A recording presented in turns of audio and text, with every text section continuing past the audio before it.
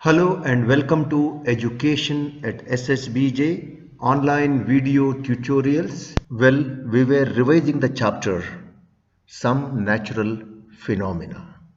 In the previous video, we have learned the nature of charges, structure of atom, how protons and electrons are responsible for the charges. And in this video, we will revise again about the lightning, the reasons, and also we shall see whether we can complete another natural phenomena, and that is earthquake. We'll try in this lesson or else we'll take up in the next video tutorial. Now in the previous video tutorial we learned about charges, right? Electric charges. They are electric charges. And what do you mean by electric charges? These charges experience a kind of force, and those forces are either attraction or repulsion. And what do you mean by repulsion? Repulsion is moving away from each other, right? So let me again brief what we have learned in this video tutorial to go to the reasons before we go to the reasons of lightning. Or else lightning, we can simply say it is an electric discharge.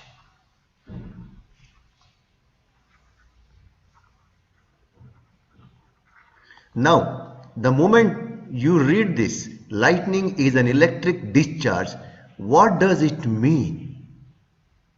Right? Please recall an experiment where we have taken a battery, right? We have taken a battery. Let me draw the battery like this, and battery will have a positive and negative terminal, right? And there are some chemicals inside where chemical reaction takes place. Okay, and remember that the current is nothing but flow of negative charges, flow of charges you can say. So what does this negative terminal mean? Let us not go detail into the electricity topic. What does this negative terminal mean? So just for our understanding now, negative terminal is that point where more of electrons deposited, right? And opposite to that is a positive terminal, and that's why it is completely negative. Okay, and in our experiment we had taken a battery of 12 volt, right? So please recall. Let me include a video clip of that demonstration now, right now here in front of you. And then what we did is that we tried to connect these two with the help of a copper wire without putting any bulb in between. So what happened here? We got a spark, right? And that is what is electric discharge. Here we have got it artificially, and it happens naturally in the sky. Okay, you may ask me, why not if you take a small cell? If you take a small cell here, I am drawing a cell. This is a positive terminal and this is a negative terminal, and if you connect these two terminals, why we don't get a spark here? The voltage of this cell will be around 0.5 volt. The current which is flowing is very less as compared to this. Okay, this is 12 volt, but the current is more here, right? So wherever there is more amount of current flowing through the wires, whether it is the direct current or an alternate current, you find a spark. You will find spark even, in the electric poles. You will find the wires, when they get connected, you find a electric discharge, and that is what is nothing but lightning, which happens naturally in the sky, right? From where the charges come, right? This also we have seen in the previous video tutorials. For those who have not seen already the previous video tutorials, please go through those tutorials. Well, we shall even have a brief understanding about from where these charges have come. We know that there are two kinds of charges. They are positive and negative. And this positive charge is due to proton, and negative charge is due to electron.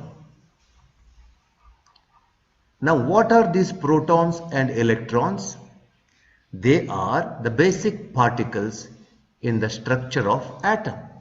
We all know that the atom contains a nucleus in the center, right? Let me draw on this slide only. So this contains so many number of protons and so many number of neutrons. Let's say it has got 5 protons and 5 neutrons. They are always equal, and then we will have 5 electrons all around. Then they will be moving, right? They will be moving in different, right, path around this. So these are responsible for the negative charges, right? Negative charge. Electron is for negative and protons for positive charge. That means every matter is made up of. Matter means you take solid, you take liquid or gas, right? Every matter is made up of atom, and therefore, right, therefore an atom contains positive and negative charges in equal number. So since atom is neutral, therefore matter also will be neutral. But when we rub matter or materials each other, then we find there will be movement of electrons, right, or charges, you can say, better to say charges. So when a particular charge moves from one end to another end, when the electron moves from one end to another end, then the matter will not be no more neutral, right? For example, if a glass rod, right, so remember this, glass rod when rubbed with silk, right, let's say this is a glass rod, and when this glass rod is rubbed with a silk cloth, it is understood that few electrons will move from, few charges will move from a glass rod to silk, right? So the number of negative charges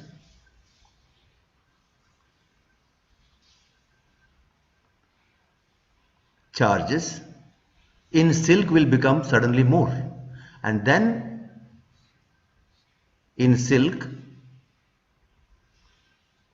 will be more, right? This is because of rubbing, right? When we rub each other,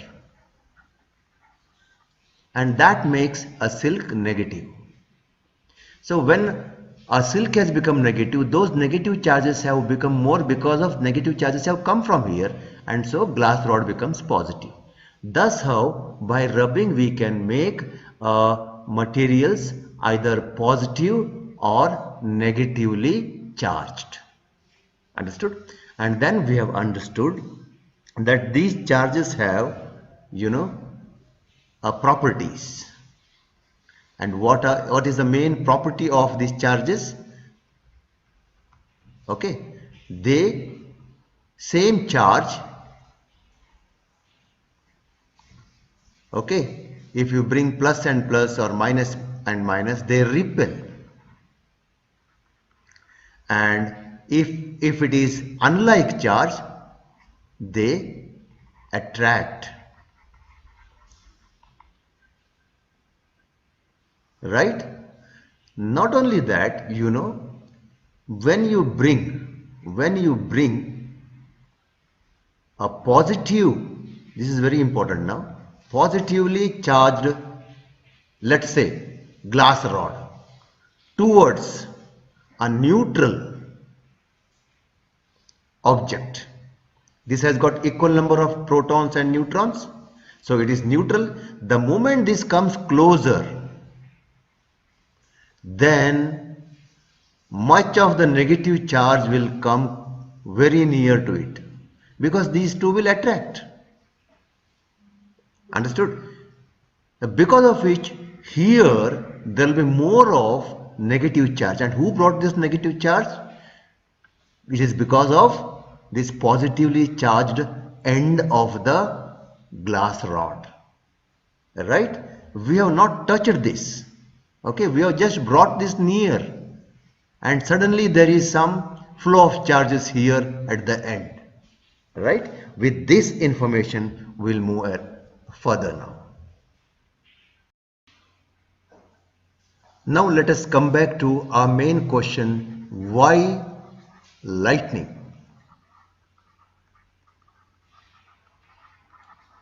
And why are these towers and buildings are shown here? Right? Basically, lightning strikes on tall buildings whenever there is a cloud formation or rain along with that, or we can call it as a thunderstorm. And so this lightning strikes. Lightning will be happening during thunderstorm all the time in the sky.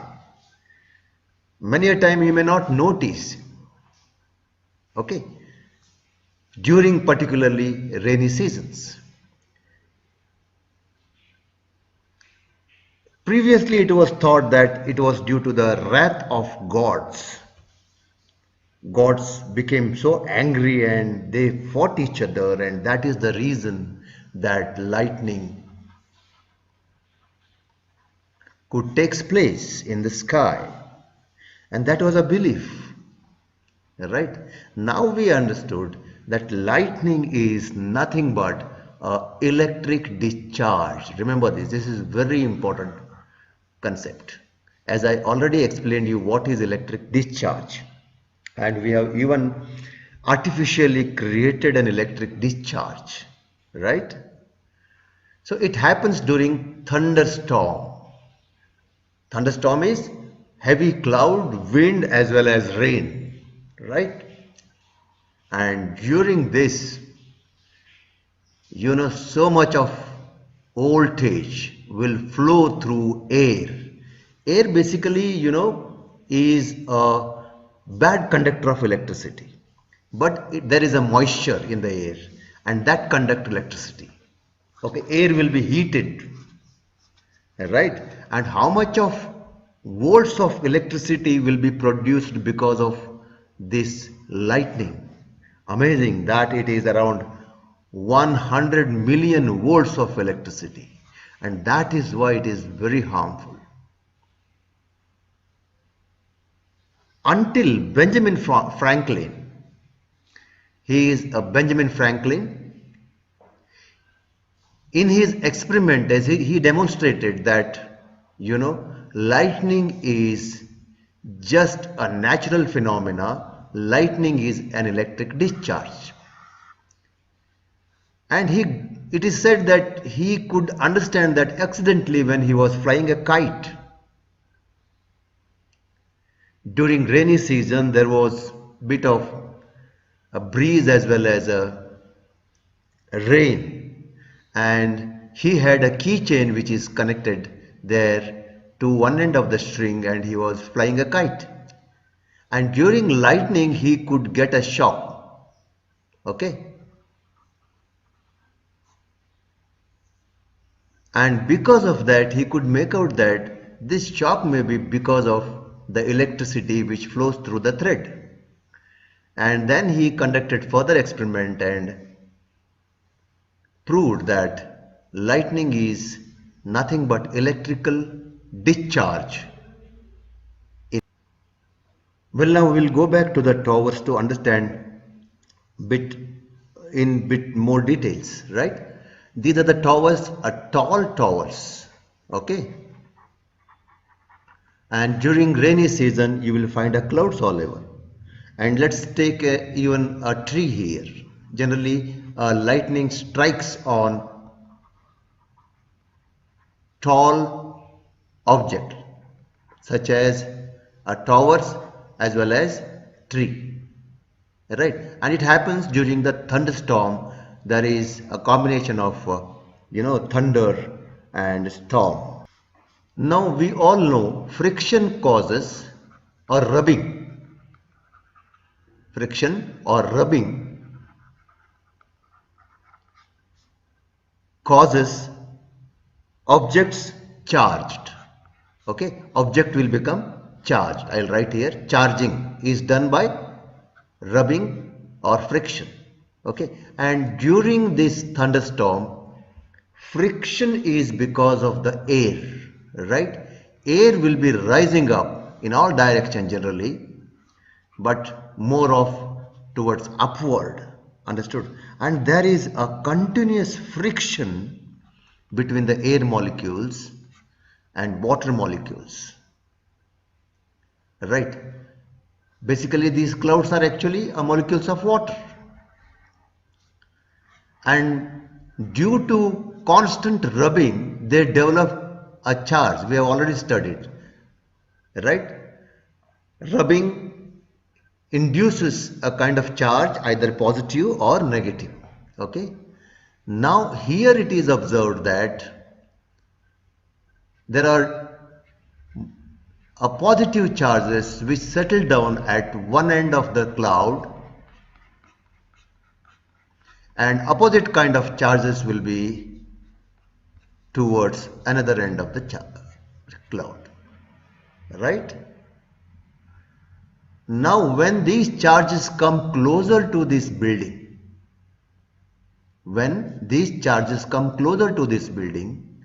the opposite charges, when the negative charge come here, opposite charges will be stored here because the negative charges will be moved away. It happens even here. So at this point, you remember, it is just like two ends of the battery. One is completely positive, another is negative, and heavy voltage. We had just 12 volt for our experiment, but here more of charge is deposited here, and because of it the moment there is a connection. And how that connection is possible? Because the moisture is there in the atmosphere. Moisture is water particle, right? Bit of moisture, right? And due to that there is sudden discharge called lightning here. So to sum up, okay, lightning is electric discharge, right? So generally what happens during a rainy season, right? Let me draw a cloud here. Because of friction or constant rubbing, these clouds get charged and they are accumulated at different places together, right? So let me show negative charges at the end, one side here, and this concentration of charge here influence or induce either a tree, okay, to have an opposite charge on the top, or a building. Suppose let me make a building here. So this is a building, right? So tall building.